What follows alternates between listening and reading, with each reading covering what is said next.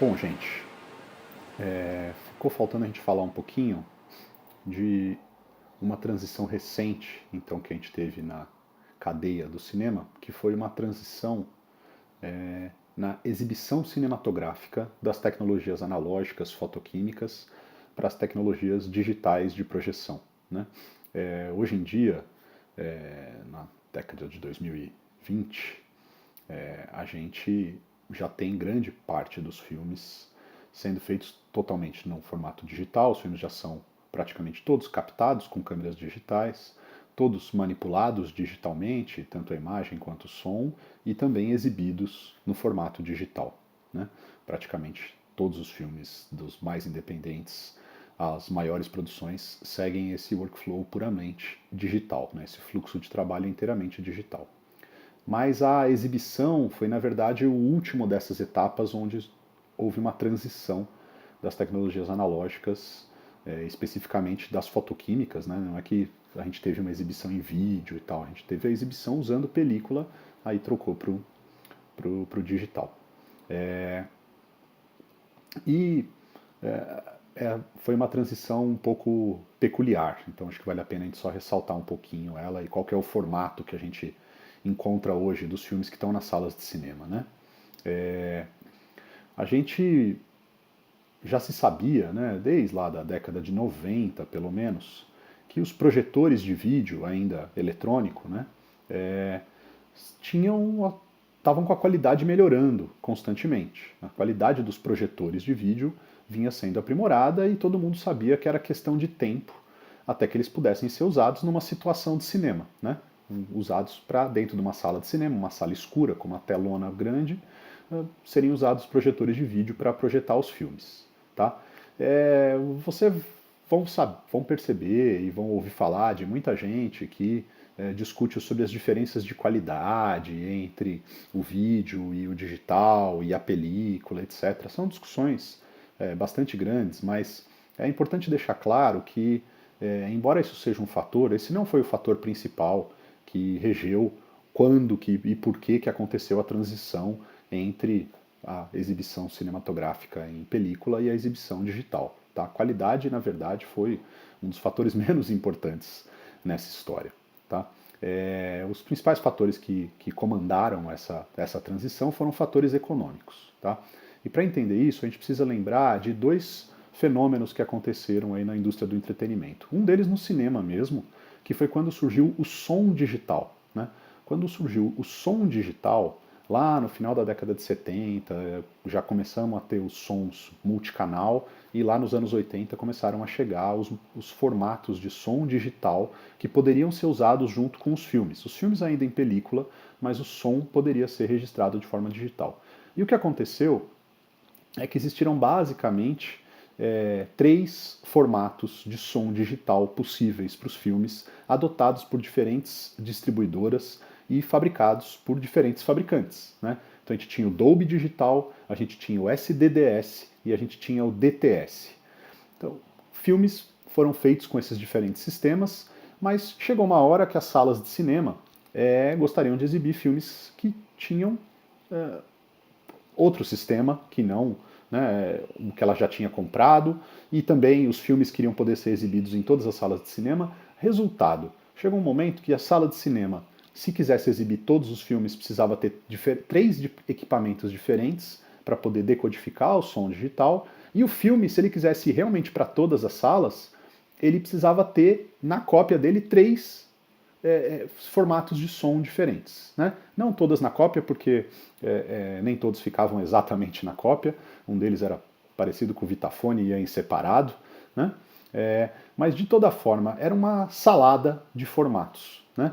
E gerava um custo e uma bagunça, e você podia ter problemas de compatibilidade, etc. Então, a indústria do cinema já estava um pouco escolada com essa história de ter diferentes padrões brigando para, né, mesmo lá na época do widescreen, do CinemaScope, do VistaVision, do Cinerama, né, dos diferentes formatos que tentaram implementar o widescreen, já tinha acontecido um pouco essa briga de você ter que se adequar a sua tecnologia da sua sala, ter que se adequar às cópias e vice-versa. Né? Então, existia uma preocupação de não acontecer uma guerra de formatos, como já tinha acontecido com o som digital. Tá? Outra preocupação que existia era uma preocupação com quem é que manda no sistema de distribuição de filmes. Né? A indústria do cinema tinha acabado de ver o que aconteceu com a indústria da música. O que foi? As grandes distribuidoras de música, de CDs de música, viram o seu domínio do mercado acabar por completo, com a entrada de uma nova empresa que, ao distribuir músicas diretamente para as pessoas, vender músicas diretamente para as pessoas pela internet, acabou ficando com a maior parte do faturamento do mercado, que foi a Apple. Né? Então, uma empresa que não era uma distribuidora de música acabou dominando, né, pegando para si grande parte do faturamento da distribuição de música. E as distribuidoras de cinema, as grandes distribuidoras de cinema que sempre concentraram, né, a grande parte do mercado, não queriam deixar isso acontecer de jeito nenhum. Né?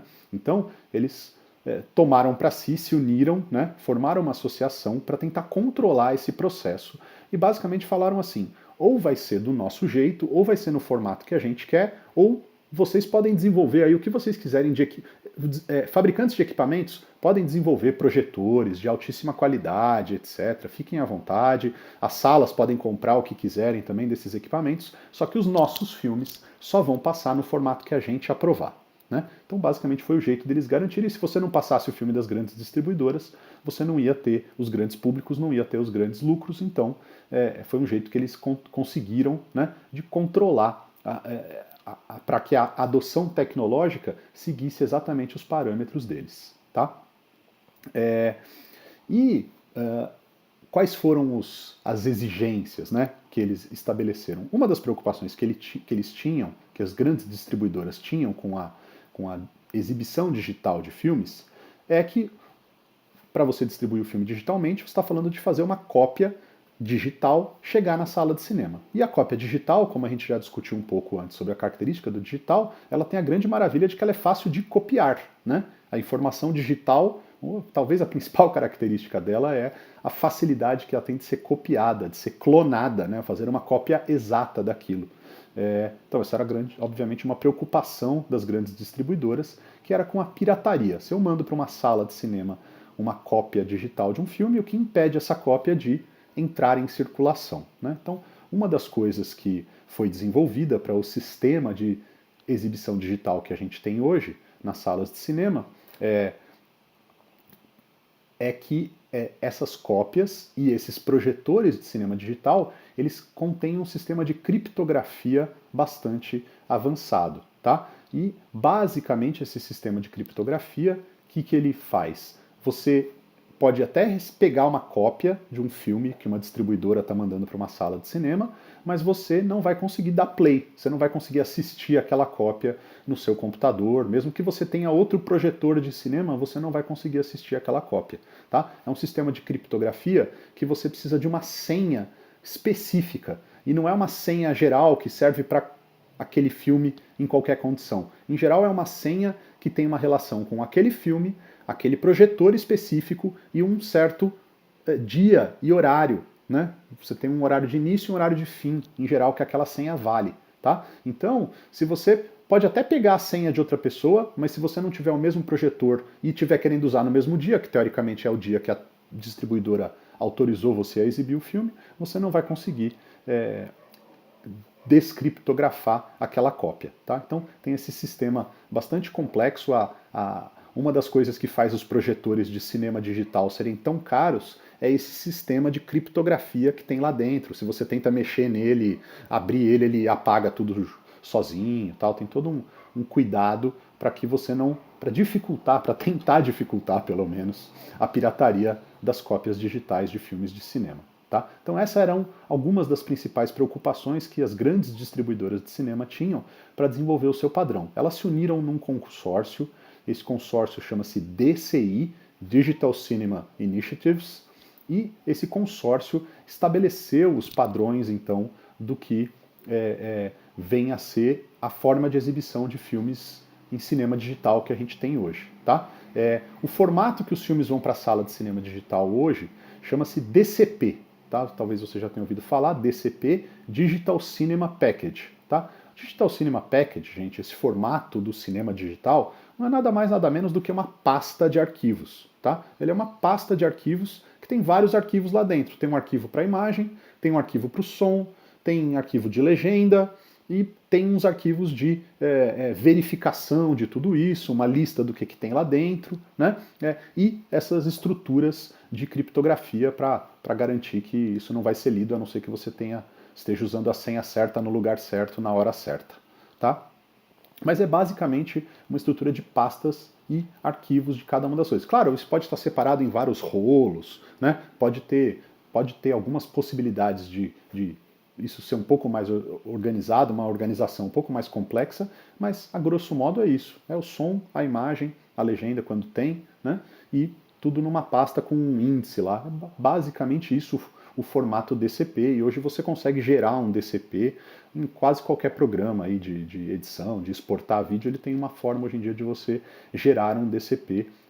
As pessoas conseguem fazer isso nos seus computadores caseiros, tá? Claro, nem todo DCP precisa ter criptografia, precisa ter senha, né? Mas os filmes distribuídos pelas grandes distribuidoras, eles têm senha e na sala de cinema, além de você receber o filme, você precisa receber a senha correspondente para cada sistema de projeção que você tem, tá? Então esse foi o formato adotado, mas ele não foi adotado de imediato.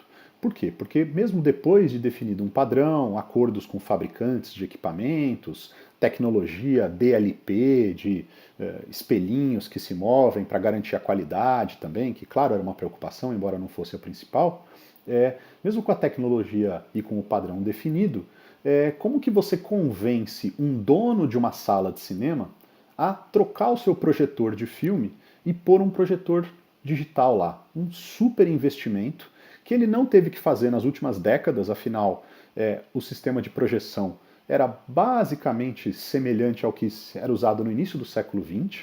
Né? Então, claro que teve atualizações, teve melhorias tecnológicas, mas a grosso modo não tinha mudado tanto. Você tinha projetores bastante antigos funcionando nas salas de cinema do mundo inteiro, e os próprios funcionários que faziam projeção e cuidavam também dos equipamentos, sabiam fazer manutenção dele. Então, de repente, você está pedindo para essas salas enfiarem um novo equipamento lá, que é, a grosso modo, também um computador.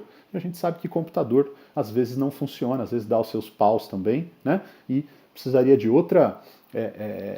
havia outros riscos com esse processo. E o que a sala de cinema ia ganhar se ela trocasse de projetor? Na verdade, ela talvez não ganhasse muito. Claro, existiam discussões sobre, com o projetor digital você vai poder exibir outros tipos de conteúdos, você vai poder exibir conteúdos ao vivo, como jogos de esportes, ou uma ópera, ou uma transmissão de algum evento. Você vai ter mais flexibilidade de programar a sua sala, você vai poder botar um filme, depois outro, né? Porque você pode ter mais cópias à sua disposição dentro do servidor ali que fica junto do projetor. Existiam esses argumentos, mas não justificavam para a grande maioria das salas elas fazerem a troca de projetor. O grande benefício causado pela troca dos filmes de cópia física 35mm para cópias digitais, o grande benefício estava com as distribuidoras. Porque as distribuidoras, quando tinham que fazer um lançamento de um filme de 1000 cópias, elas não tinham mais que fazer literalmente 1000 cópias, e cada uma delas é um monstrão de 25 quilos que você tem que transportar em cada uma das salas, né? Ao invés de você fazer 1000 cópias de 35mm, cada um com 5, 6 rolos, você fazia uma cópia e clonava ela, né? Fazia uma cópia literalmente digital em diferentes HDs, por exemplo, e mandava um HD, que é um negócio muito mais leve, para cada uma das salas. Mandava com antecedência, se você quisesse, ou depois, claro, usando redes, né? Você nem precisava mandar fisicamente nenhum HD, nem nada do tipo, você simplesmente passava por uma rede de alta velocidade para o servidor dos complexos, ainda mais quando a gente tem os multiplex, que tem centrais, né, de rede que redistribuem depois o filme para todos os seus projetores, para todas as suas salas, conforme o necessário. Tá? Então, como essa vantagem principal veio para os distribuidores, no fim os distribuidores tiveram que pagar um pouco dessa conta aí para financiar a troca de projetores nas salas de cinema. Tá? E isso foi feito por meio de um sistema chamado VPF, tá? Quem se interessar pode pesquisar um pouco mais. Um sistema bem interessante, bem pensado para fazer essa compensação, vamos dizer assim, e finalmente possibilitar essa troca de sistema de projeção. O padrão digital foi definido lá para 2005, mas ele foi adotado gradativamente, né? E acabou de ser adotado mesmo pelo mundo só depois de 2010, né? Teve um outro fator bastante importante aí para essa adoção do sistema de projeção digital, que foram os filmes em 3D também, né? Já tinha acontecido na história do cinema uma série de tentativas de fazer filmes em 3D ou estereoscópicos, né, como a gente fala, com uma imagem diferente para cada olho. Não é bem 3D isso, mas vamos chamar de 3D só para facilitar. E especialmente com o Avatar, né, ali para 2009, 2010, toda a sala de cinema que queria exibir o Avatar precisava ter esse sistema digital para poder projetar a cópia em 3D. Toda sala que quisesse exibir a versão em 3D, né? E existia aí um grande potencial de público, então várias salas fizeram um investimento para ter projetor 3D relacionado ao lançamento do Avatar, e a grande maioria das salas que fez isso teve um bom retorno também. O Avatar, na época, foi a maior bilheteria da história, né? Então ajudou aí um pouco nesse processo também, tá? Mas depois disso, aos poucos, foram feitas, foi acontecendo essa transição. Aqui no Brasil dependeu bastante de incentivo governamental, né, com verbas incentivadas para especialmente as salas menores fazerem a transição. Os grandes complexos em geral fizeram a transição por conta própria, né? E hoje no Brasil a gente tem basicamente a totalidade das salas de cinema exibindo filmes nesse formato digital DCP. Tá? Então, quando você for numa sala de cinema, você repare, né, que a projeção em geral não vai mais ter riscos, sujeiras, ela não vai tremer tanto, e você também não vai ouvir aquele barulhinho que muitos acham muito gostoso do projetor mecânico de 35mm fazendo um barulhinho ali, fazendo uma trilha sonora a mais para o filme. Né? Tem gente que tem saudades da projeção em 35mm, que inclusive achava que era muito melhor, mas a projeção digital hoje, com os projetores que a gente tem hoje nas boas salas, né, tem uma qualidade realmente inacreditável, e hoje em dia temos tecnologias ainda mais novas, com iluminação a laser nos projetores. Agora temos salas que ao invés de projetores têm de fato telas, né, autoiluminadas, como se fosse uma grande televisão. Então essa mistura das tecnologias do cinema com os outros tipos de produção audiovisual estão cada vez mais se aproximando, mas as cadeias econômicas ainda são razoavelmente bem separadas, bem controladas. As grandes distribuidoras de cinema conseguiram sim continuar cuidando e controlando o mercado. O mercado está cada vez mais concentrado na mão dessas grandes distribuidoras, ou seja, o digital, que teoricamente tem o potencial de causar democratização, de permitir que todos façam seus filmes, editem seus filmes e vejam seus filmes nos dispositivos que a gente tem na nossa mão, né? Que tem microfone, câmera, tela, softwares que editam, etc. Embora exista essa possibilidade, quem está ganhando mesmo dinheiro fazendo filmes, exibindo filmes, talvez tenham sido ainda os mesmos, e talvez cada vez mais.